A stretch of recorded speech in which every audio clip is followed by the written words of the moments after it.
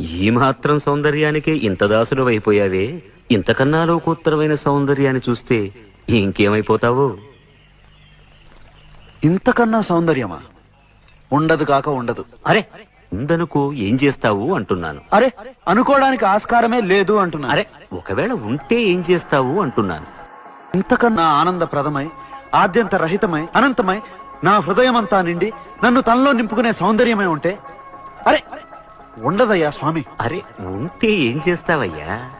ఆ సౌందర్యానికే దాసోహం అంటాను. అయితేరా చూపిస్తాను. పద చూస్తాను.